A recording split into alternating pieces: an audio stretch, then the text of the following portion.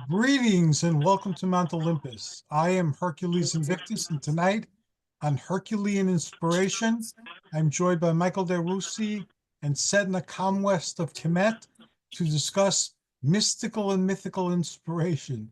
Greetings and welcome, gentlemen. How are you? I'm well. Very, I'm very very well, good. thank you. And I know Michael must be marvelous. Well, I'm motivated now. Okay, good. I'm motivated. I will hand the baton to Setna because he's already started speaking about this while we're waiting to begin. So, Setna, the floor is yours. Okay, what about the walls and the ceiling? Those as well. Okay, we were talking about what inspired us as psychics and mystical people and spiritual people. And Michael Del Rusi brought up ghosts. He had a ghost. Michael, talk about your ghost cat. That was my ghost cat. Oh, your ghost cat. And Michael, your dog. No? Yes, yes, I had an experience. My dog passed away in August of 2024, so it was still about 5 months ago, relatively recent. And of course, I was devastated. And the circumstance was not only that he passed, but it was the way he passed. He passed 3 weeks before we were going to get our new home, and it was just he and I, and it was just probably the most devastating experience I've had to date. But 3 weeks after he passed, I was lying on a mattress, and I suddenly felt up by my collarbone, I felt like somebody took their thumb and was pressed upon my back 4 consecutive times. 1, 2, 3, 4. Now, I'm a guy I've had a lot of spinal issues, and I've pulled muscles in my day. I knew this was unusual. I knew this was something I've never experienced before or since. It was like he was pressing his nose up against my back, and I just knew it was like God was talking to me. I knew it was him. I never turned around. He visited me. He was a very active little guy. Even though he was 12 years old, the energy level was through the roof, and I just knew he came back to visit me. And I told Yes. my fellow workers the next day, so that was my recent experience. That was about 5 months ago. I've had other experiences that by natural law, by the laws of our three-dimensional existence, I could not explain, but that was the most recent one. I was saying myself, I had a cat for about 19 years. Her name was Ushabti, which means little companion, or I will answer, like a servant. Mm-hmm. And I had Mm-hmm. her for a very long time. And when she passed, friends of mine felt her on their bed or Mm-hmm. sitting on their lap. She was amazing that way, very high spiritual. And as I mentioned, I have a chapter now, another chapter in Tim Schwartz's new book, and it's about ghosts and about spirits and things. Partly I talk about the ghosts of ancient Egypt, but the one Mm-hmm. that is more important for tonight would be the child. I grew up with a haunted child, a haunted house in Uniondale, Long Mm-hmm. Island. A woman named Maxine sold the house to my mother and father and told my Mm-hmm. grandparents that nothing about what had happened. Well, apparently in 1952, her son fell out of a tree in our yard. Well, at that time, her yard. And she didn't tell us that he ran upstairs and his neck was cracked. And when he twisted it, he broke his neck and died. And he Mm-hmm. was, not Oh. aware of the fact that he died. And so little Frankie Mm-hmm. haunted the house for many, many years. Now, I believe the woman knew the child was there, which I think is very Mm-hmm. unfair. But I grew up with what I'll call a poltergeist, a noisy ghost. Mm-hmm. In other words, he Mm-hmm. would run up and down the stairs and laugh and clap. He also stole books and clothing and coins. Many times he would put Amazing. coins in our pockets as children that were from the 1950s, and this is going on into the early 70s. So this is kind of a scary Wow. thing. I Yeah. belonged as a young man, to a very powerful magical organization on Long Island.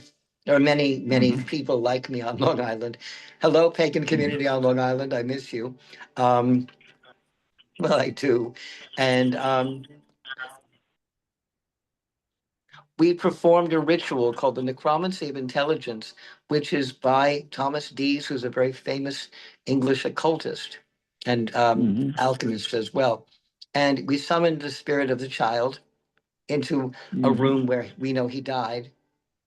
And we, using herbs and incenses and prayers and spells, if you will, summoned the child there. And he was there bound by the energy. And we asked him what was happening in him. And he said, I don't know, I don't know. I heard him literally saying, I don't know. And all of a sudden, there was a very bright light. And Michael, you would know this is the God Force light. And I Mhm. heard, Frankie, Frankie, Frankie, come home. And it was his grandmother. And the light came, and all I heard was Grammy, and the light was gone. The energy was finished, and the house was very still. Frankie had left, Remarkable. yeah, little Frankie had left the building. In a way, I felt sad because as a child, he was a companion. I Mhm. mean, I wasn't afraid of him. Like they say in the Ghostbusters, I'm not afraid of no ghost. And I wasn't, because I think as a child, I was used to having him around. Mhm. Now, I'd like to ask a question if I can. Of What do course. you looking back when you were a child? Can you grasp any reason why you had this sensitivity? Why you were so receptive to the other side? And I know this question has probably been asked of those who have extraordinary ability in this area many times, but Well, in my when case, like many pagans, in my case, it's hereditary. Both hmm my grandfather from my father's side and my grandmother from my mother's side were hmm pagans. My grandmother was more okay. what I'd call a kitchen witch. She didn't hold to any particular coven or group. She kept to herself. She and her sisters, the Barth sisters, were a Mm-hmm. group of mystics. They knew Helena Blavatsky, um, and they were table tilters in the 1920s and 30s, and they were also hmm flappers. um, but they were known to be able to summon spirits, and I believe I inherited that from my grandmother on one side, and my pagan or witch's side I get from my hmm father's father, who was able to do things by brewing potions and saying words we didn't understand because he wouldn't tell anybody what was happening, hmm and things happened just automatically. Oh. Not poof, no poof of smoke and then something happened, but he would say hmm something and then the energy happened. And if you wanted to know if something was in the mail, if you wanted to know, if we were going to have a house, hmm he made these things happen by spiritual force. And so I'm able to do many of the same things, but I take it from heredity, Michael. Yeah, You hereditary credit reason. heredity as the Oh, main yes. source of your. hmm Yeah, heredity is very important in that equation. I also am descended from magical folk. Two people in recent history was Kostas Keramidas, who lived and breathed and did his work during the time of the Nazi occupation of Greece, and also Menandros. Menandros made it into the local folklore as a folklore character, but he was quite real. And so that's what runs my family, and I've been aware of it since a very young age. And with me, it was basically, I was a haunted child. So I Yes. didn't live in haunted houses. My life was haunted. It was not only ghosts, but also elementals and um, planetary spirits. I guess you'd call them UFO spirits these days. It was just very much a part of my daily existence. I was fortunate in growing up in a superstitious household where they believed all those things. So I had some sort of context for them. And that helped a lot in my earlier understandings of them and my not being overly affected by experiencing them because it was something known, it was something in the culture. Well, you're fortunate, Hercules. Yeah.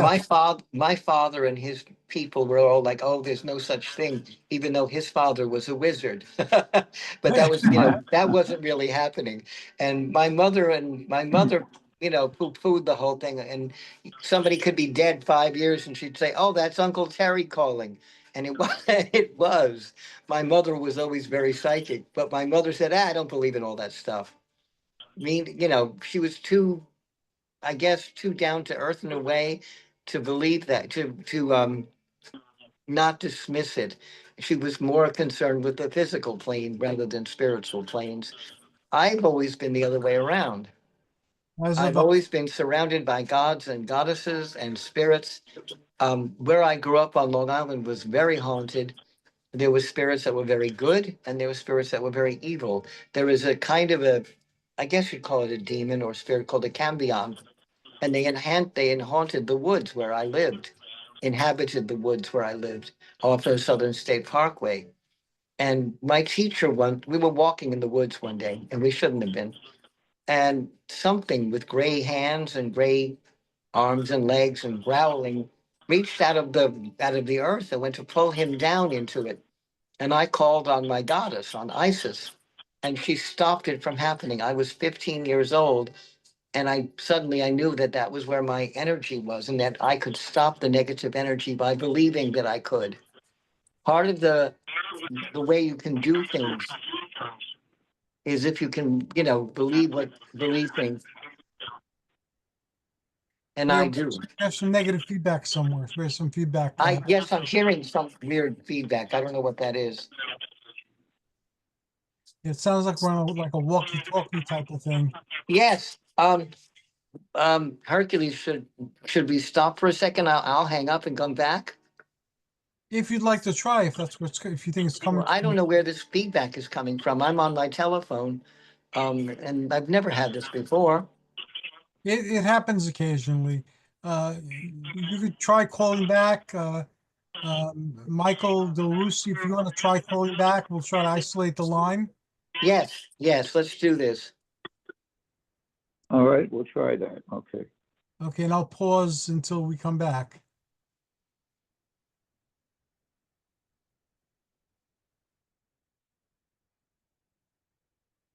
Okay, we have interference, so now we're going to try it again.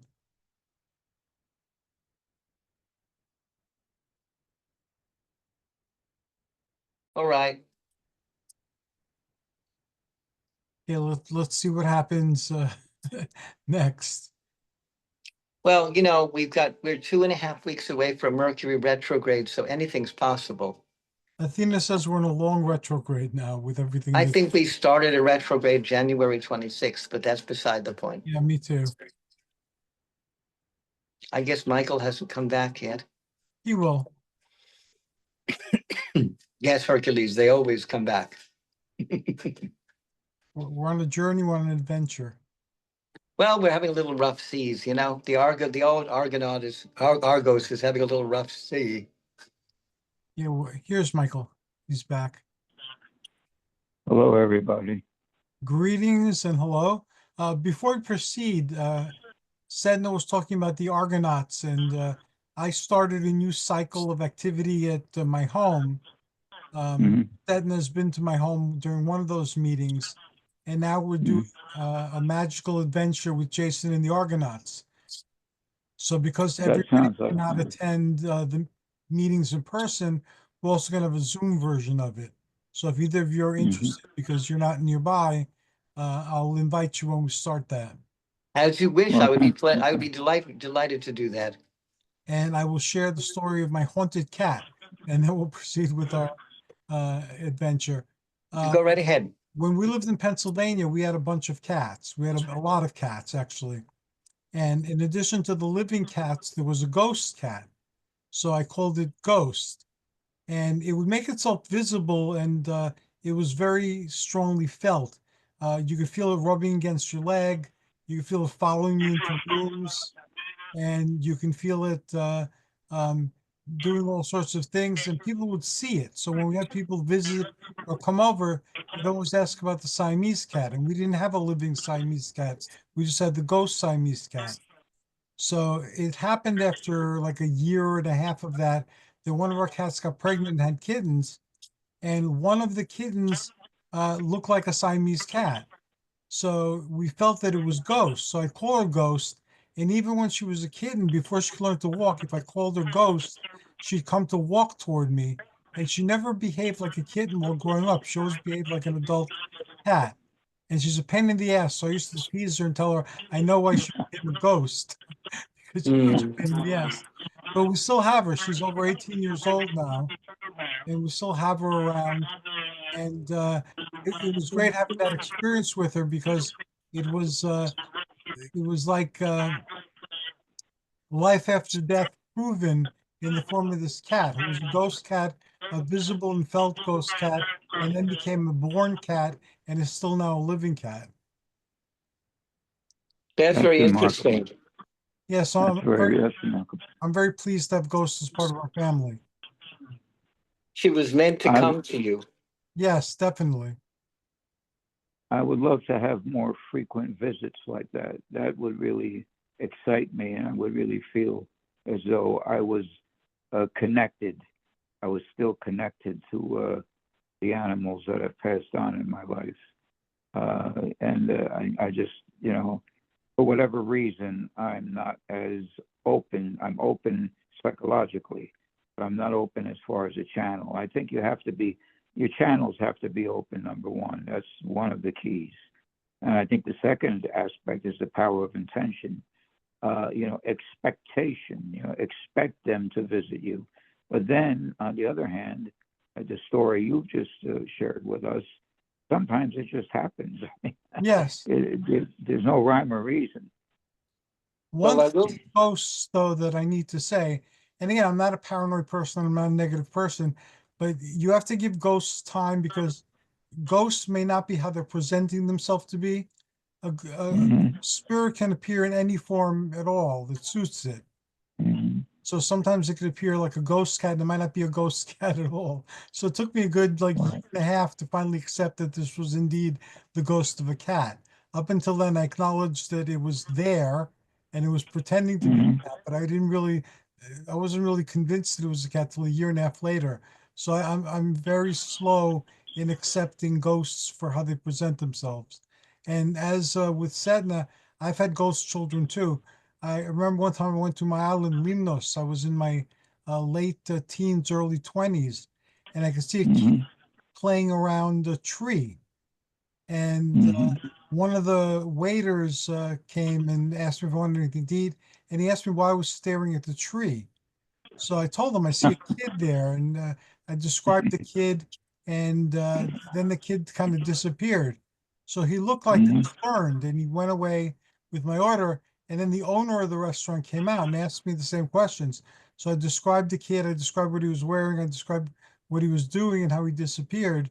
And Mm-hmm. the owner told me that that was his brother, and his brother Mm-hmm. planted that tree when they first opened the cafe many, many, many, many moons ago. And what happened is somebody came from a ship and lured him away and killed him. And the clothes I described him wearing were the clothes he was wearing at his funeral. Wow, Yeah, so that's remarkable. that was pretty uncomfortable. But I always give ghosts time. They say they're somebody, but they may not be that somebody, or they may not be that something that they're presenting themselves as. So I give it a lot of time. Mm-hmm. I'm confident that they are what they're presenting themselves to be.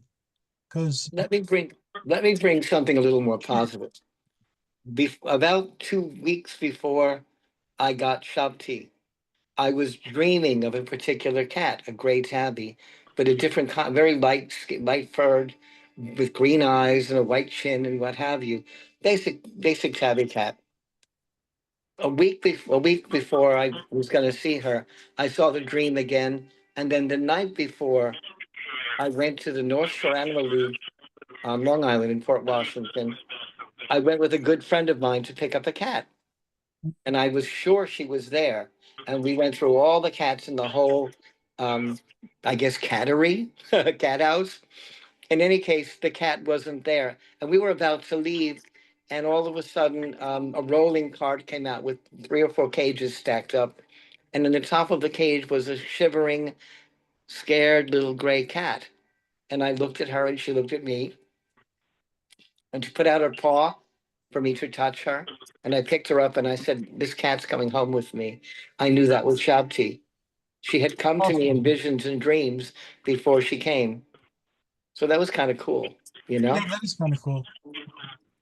I'm always amazed at those when I speak to those who are, just for whatever reason, are more susceptible to the other side, visitations from the other side than I am. As many years as I've been involved in paranormal research and UFO research, I've never been able to attain, and I still struggle with this, the levels of receptivity. It's not that I don't believe, it's that I sit in my chair and I meditate, but the levels of receptivity in terms of actually experiencing visitation, they don't happen.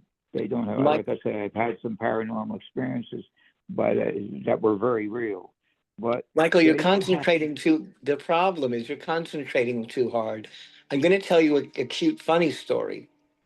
I was teaching a class on astral projection and mental acuity and, focusing. And one of the young ladies, I was thinking about the words and I was telling them now to concentrate. And so the young lady said to me, "Oh, Michael, I'm concentrating and all I can see is a can of Minute Maid orange juice concentrate." That was what her focus was because she was concentrating on the word concentrate instead of just letting it happen. What a very good exercise. If you have a picture of your dog or your cat or whatever's crossed over, a friend, a family member, and you keep that with you when you're focusing, that will aid you in carrying out those astral or spiritual operations more easily. Don't you think so, Hercules?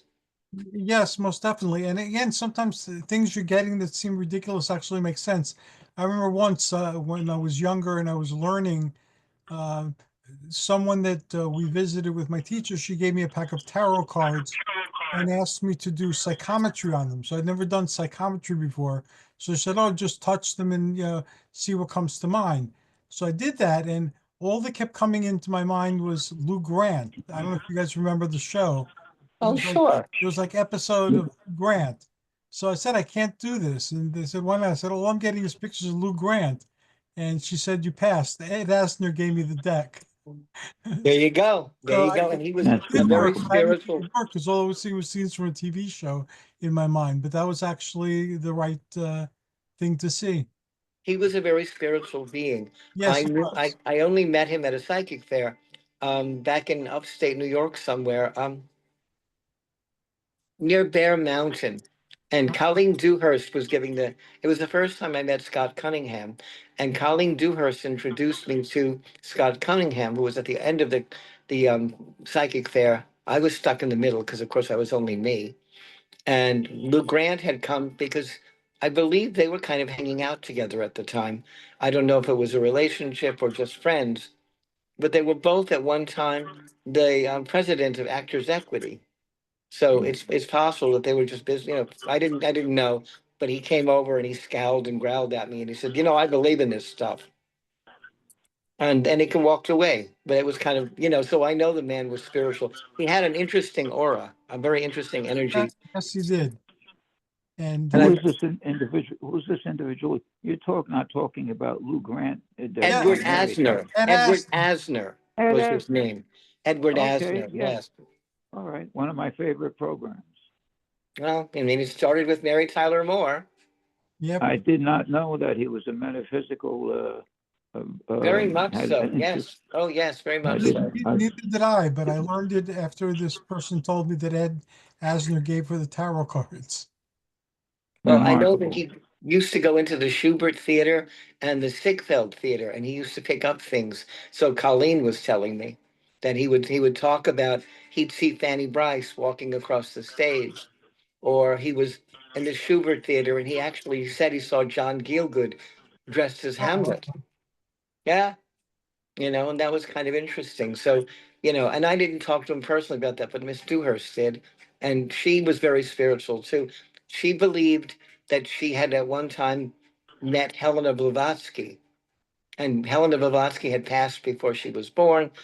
My grandmother did know Helena Blavatsky, because she was, as I said, a group of table tilters called the Barth Sisters, which were known in Manhattan and Brooklyn and Queens, Mhm. and Coney, and actually in Atlantic City, New Jersey.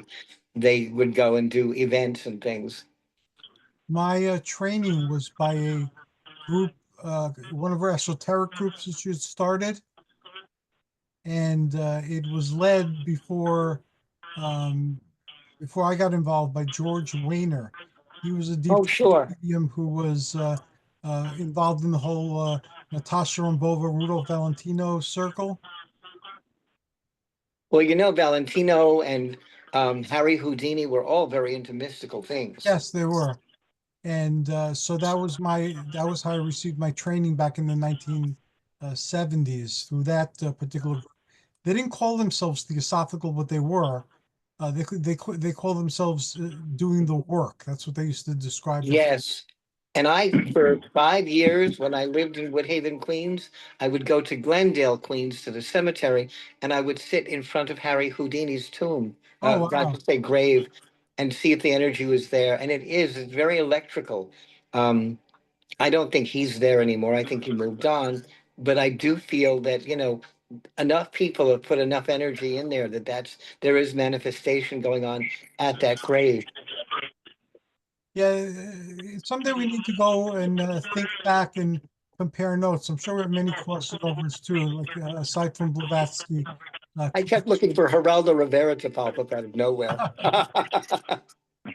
My first public lecture was given in the United Lodge of Theosophists, and I talked about Alice Bailey's interpretation of the labors of Hercules in astrology. That was my first public lecture way back in the 70s.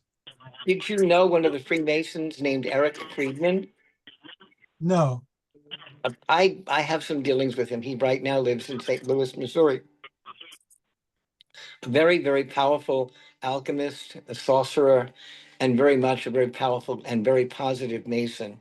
I was horrified when he moved away, and then he started a whole new family, which was kind of cool because his first set of children and he didn't get along. The second set adore him, so that was like a forgiveness thing.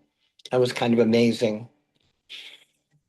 I have Mm. some questions for both of you that Sure. I'd like to see what your opinions are. I do keep up with a few of these paranormal research groups. One, they seem absolutely authentic in what they do. I believe they're called the Paranormal Couple. They're on the internet. They visit dozens and dozens of cemeteries, and they utilize what has become known. Well, it's called various names: the Ghost Box, the Necro something. I mean, there's various names, but it's these. I would imagine it's fairly expensive equipment that one way or another they pick up voices from Right. one Oh, yes. gravestone to the. Have you seen these groups? Yes, yes. I haven't seen the groups, but I'm familiar with the equipment. In Pennsylvania, my wife and I had a group like that. We used to investigate hauntings, possessions, cryptids, and so forth. And with any tape recorder, even the ones they had back then, the secret is not in the recording of it, but in the playing it back. You have to play it back Mm-hmm. several times before the voices make themselves clear. Mm-hmm. But that's a very EVF is a very interesting phenomenon because you can ask questions and you will get answers on the blank tape, regardless of where you are. And it's amazing the accuracy of the answers. Oh, yes. For 5 years, I worked with the Long Island Paranormal, it's called Long Island Paranormal Investigators. They were out of Ronkonkoma, Long Island. And I was the spiritual advisor and also the one that would kind of clear houses. I felt like Pangea, as it were, from the poltergeist. I was the one that sent the energies away or made a bridge between the living and the dead. An Awesome. interesting experience was I call her a biker chick, and her grandfather, who was a head head of a biker club, and he was still there.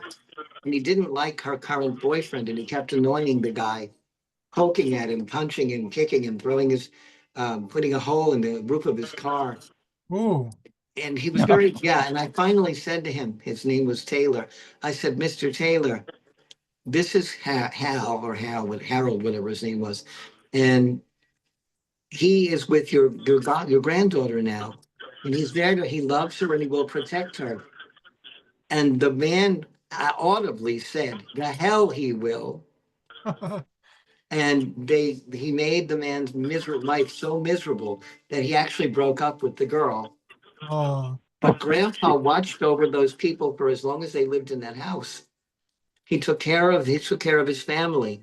And every once in a while we'd see him. He had long white hair and a long white beard, and he wore a red bandana on his head. And you'd see motorcycle chains around his neck and a black leather jacket. He looked like a typical biker, except you didn't see him from about the mid shoulder, mid arm down. Just the torso is all you saw. What I didn't know was he died in a very, very violent crash, and he was, forgive me, cut in half. ooh. So all I saw was from here up.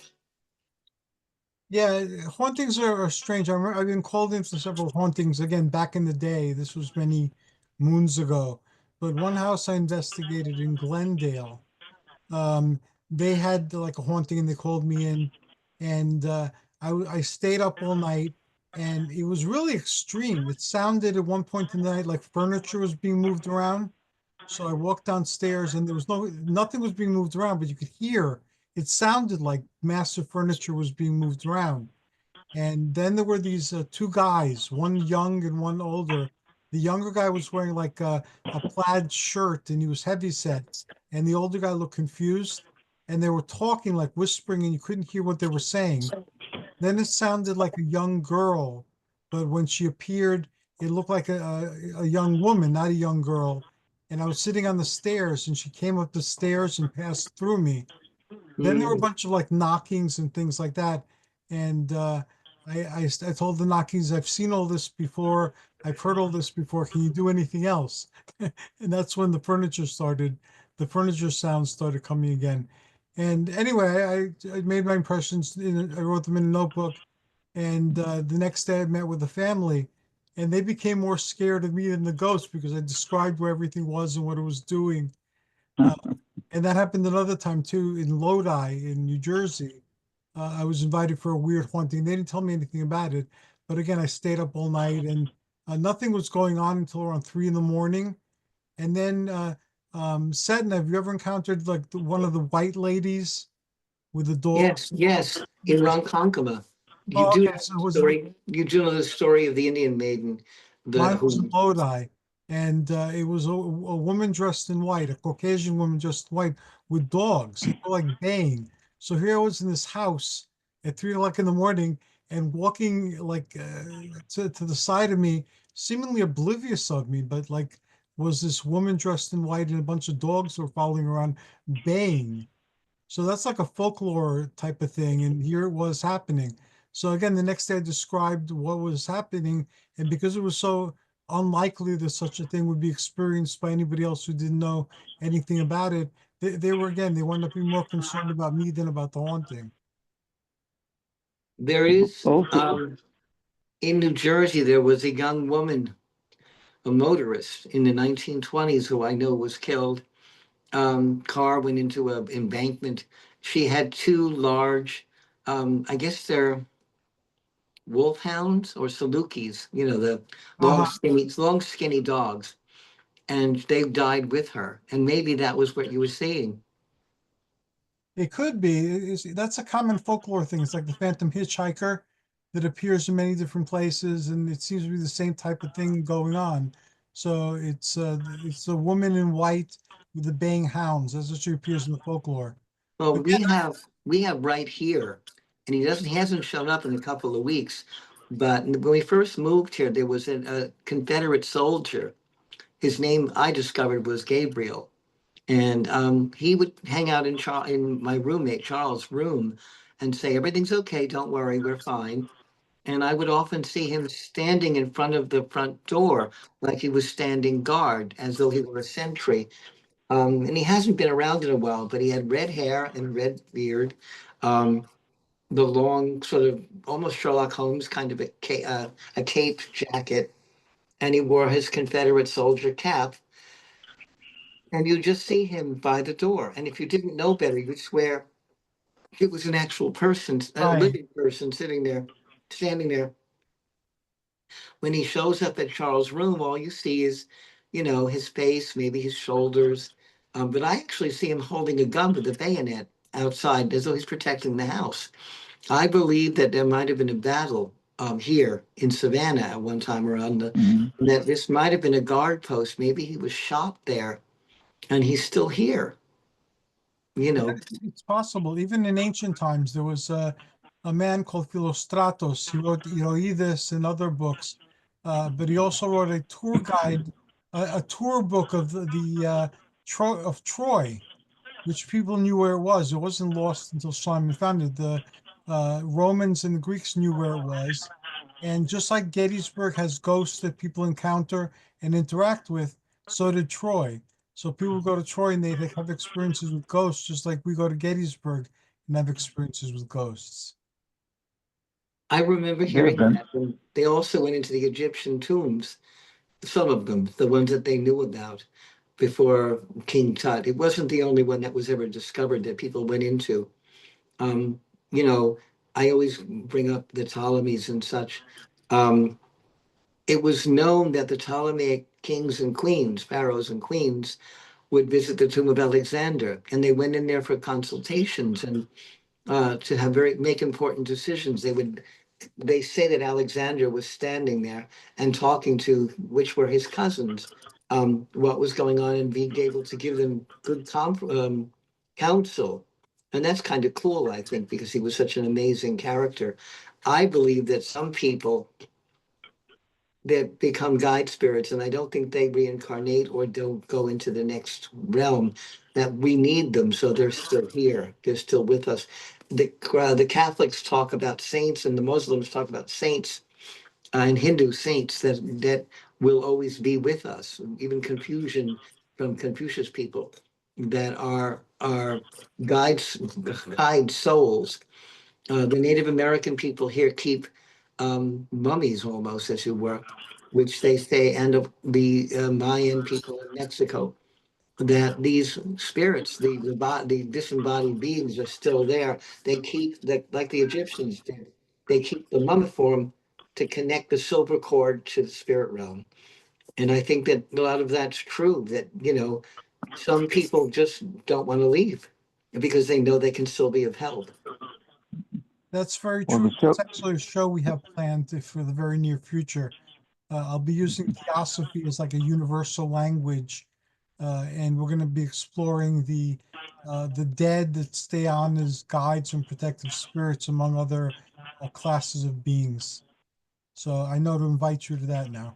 I know this sounds a little weird, but I want to be that when I leave. I don't want to come back anymore. I'd like to be a guide spirit so that I can help people for generations and generations. In that way, give whatever information that I've learned that is true, that is solid, that I can help people with centuries from now. You're doing that here while you live, so no doubt you'll do it after you've left this place. It's what I wish more than anything else. I guess it's the Egyptian in me, but I want to be able to help people as long as the sun stays shining. A very worthy aspiration, and I know that you'll be able to do it. Mhm. And I think you will too. Been there, done that. We'll do it Well, again. you're in physical form now. And I'm talking about our non-physical form. And yes, Hercules, both of us have been in the ethereal form before. Um, Barry Manilow sang that song, I've been alive forever. And I know I have. I've been around so long, I've been around longer than time itself. You Yeah, know, I can identify with that. What do you call it? And it's led to some weird understandings, but That's who I am. That's what I do. That's what I've done. That's what I will be doing, and know that you'll be doing it as well. And we'll hang out and have conversations. Oh, for sure. And this is not the first time we've met. I know that. When I saw you, when I first saw you, you know, I didn't have to think about it. I said, that's Hercules. I didn't have, I knew that's who you were. It wasn't the physicalness. It's your spiritual soul. I look at you and I see Hercules, and I see Hercules inside you in your, what I call the Ka, the separate energy, and the Ba, which is the soul itself. I see you clearly as well, and I see Michael Del Russi, who's also an old soul who's been Oh, joining yes, very much on so. this journey, in and out of. Some things I don't have the experience that either of you have had in terms of the paranormal. However, I've had events happen to me that I can't possibly explain, but I have not been as open to it as the two of you have. Michael, you are a healer. That's what your goal, that's what your talent is. You are a great healer. You can reach down into other people's souls and you can brighten them. And be proud of that. Not everyone can do that either, Michael. We all have different talents. Never deplete that of yourself. That, I mean, listen, I can't change the engine on a DC-10, you know, and I don't think I'd make a very good basketball player because I'm only 5'8". But I do I as know that I well. can summon spirits, and I do know that I can talk to past lives, and I do know that I have the ability to help other people get in touch with where they were and where they're going. Now, I have a question, if I can. I guess I'm the questioner here. But I'd like to ask this, and I'm really on the fence with this, and that is reincarnation.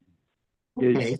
My spirit tells me when I pass into the afterlife, I don't want to be anybody else.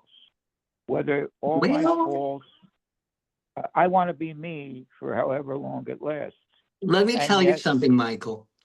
No matter what happens in the future, you'll owe that Michael, that part that is Michael, will always be Michael. You know what I mean? Your soul is much deeper than that. You've been around much longer than Michael Del Russi, but this is who you are now, and that energy is not going anywhere. That's where and don't worry about, I mean, I've been everything from a spider to a snake, all these different creatures. I've been men, I've been women, I've been all different spirits. I've been aliens. I know these things because I've been around for so damn long. But I only know no matter what you do in this life, and forgive me, mostly your background is your training is Christian. So look at this. Right. No matter what else happens, Michael, you're only going to be you once. So make the most of him. Yes. Be the best possible Michael Del Russi you can be. That's all anybody would ask of you. Well, that's motivating for you to say that, and that's what I would like to be. I've never been as confident a person as I should have been. I think I could have accomplished a lot more in my life had I had that confidence. Michael, But you're not dead yet. Cut that out. Listen, Not yet, Colonel Sanders started making a success of himself at 68 years old. And, Grandma Moses was 94 when she started painting. It doesn't matter about time. That's our lifetimes are all our lifetimes. I'm the best possible me that I've been in years, and I'm 66. You know what I mean? I'm doing the energy, but I'm going on full blast here. All four burners are working. Unfortunately, they're electric, and I prefer gas. But but the point is, I know where I'm going because I'm putting myself there. I'm the engine. My last name's Waterman. So I'm boiling the water and getting the steam going full ahead, charged. I love that consciousness. And we should all be possessed of that consciousness, even here in our supposedly objective reality. We have our subconsciousness, our objective conscious, and our super consciousness, which whether you want to call the oversoul or whatever the case might be. we have those three levels of consciousness that we know of. And unfortunately, I think some of us, while we believe in the afterlife and we believe in the higher levels of vibration, we let objective reality, the three-dimensional world we exist in, affect us more than it should. And I think for some of us, that's what holds us back. And I can only speak from my own experience. And I think that's part of the problem. We need to rise above that. I think at any given moment, Michael, do this for me, okay? When you're meditating, I want you to think of these things, that there is nothing I cannot do. There is nothing I cannot be, okay? And that's what you need to say to yourself, that there's nothing I can't do. There's nothing I can't be. You can't make barriers. If people keep saying, I can't, you're right, you can't. That's very true. You have to open that spiritual channel. You have to allow your spiritual soul to breathe. You know, don't say no. No is a silly word. You know, what you're sharing is so true. And for some, I'm one of these people, I guess. I study all of this. I study New Thought spirituality. I've familiarized myself with all of the great New Thought teachers. Phineas Quimby, I think, was one of the early ones. Ernest Holmes, Charles Fillmore. They all had something wonderful to teach. But it's one thing, you've heard this old saying, it's one thing to read about it. It's another thing to create the capacity to put it into operation. And I'm one of those people that I have a little bit difficulty still at this old age accomplishing that level of vibration. You make lists to make lists. Get over it, Michael. Stop that. You are amazing. You're an incredible being. And you know what? Just love yourself a little more and stop doing that to yourself. Silly. You're being very silly. And you know, I can say that because we're friends. But get over it. As Cher would say, snap out of it. You know, let it be in there, for crying out loud. You've got it, kid. Use it. Well, I thank you so much. That's exciting just to hear you share those insights with me. And I think a lot of times our inherited personality traits, would you agree with this, sometimes sabotage our potential? Would you agree with that? I believe there's a genetic that either it's a positive or a negative. And I think some of my inherited traits stand in the way of reaching the goals I would like to reach. So we're getting into that kind of inspiration is certainly something that I need and will certainly hold on to. You're Italian. Michelangelo said, if the wine is sour, throw it out. We're going to have to wrap up, unfortunately, in the next few minutes. But basically, think of it this way. At least this is how I think of it. We're living a story. And the story is composed of much of what we tell ourselves. So you could tell yourself different, you could live a better story. And absolutely. It really is that simple. It is that simple. It is that simple. And that's a good way to explain it. And I like this conversation. I wanted to continue. Unfortunately, we can't continue it right now. So what we'll do is we'll let people know how to contact us, and then we'll continue the story on another day. So we'll start off with Michael Del Russi. How can people find you, and how can they contact you, and how can they enter your world? They can write to me with their prayer requests, and we're doing a lot of that right now. The power of intention, which is real. I've had a lot of prayers answered, mostly on the health level, and I feel very blessed to be able to do that. That's 135 Hazel Street in Clifton, New Jersey, apartment 7E, and it's Michael Del Russi. Write to me with your prayer requests. We utilize white light as the Master Jesus did, and I've seen some exciting results through what I've been doing. So write to me your prayer requests, and I will write you back. That is a wonderful ministry that you're doing, and I'm glad that you're getting results, and I encourage people to explore Michael and his ministry. And Setna of Khemet, how can people contact you? And Okay, very easily. You can get me at my human name, Michael K. Waterman, at facebook.com. You can get me on Furniture Temple at facebook.com. You can also get me at Furniture on Furniture Temple on Instagram. You can write me also, Michael K. Waterman, 1699 Chatham Parkway, Chatham Parkway, apartment 1523A, Savannah, Georgia, 31405. You can call me and say, Michael, help! 516-650-3691. Or you can reach me through Hercules, of course. And, you know, whatever you do, I'll be there. I'm teaching courses. I have my cyber temple and my actual temple are in full swing. I use all my metaphysical abilities. You can get me at phoneawizard.com. I forgot that too. And that is my services that I do for people, metaphysical as well as, I call it metaphysical life coaching, which Michael DeRussi can see I do pretty well. So there you Yes, go, you guys. do. Absolutely. Absolutely. Thank you Absolutely. both. For me, if you could, if you wish to seek me out right now, the best place to do that is YouTube. So follow my YouTube channel for now, and I'm building little communities here, hither and yon, but they're nowhere near established yet, because I'm no longer on Facebook. So thank you, everybody, and I look forward to our next conversation. I'm going to invite you both to a new series of UFO shows I'm doing. And Setna is going to delve into the Egyptian aspects of the ancient astronaut theory. And Michael Del Russi had a UFO publication in years gone by, and he's many years an investigator into celestial mysteries of our culture. So it should be a very interesting show. Thank you to both of you, and blessings. And I'm blessed to have you both on my journey. Blessed This be was everybody. exciting. Life, Thank health, you, and Michael. Thank you, prosperity. Hercules. Good night. Thank you. Thank you to all of you. Good night, and thank you to you.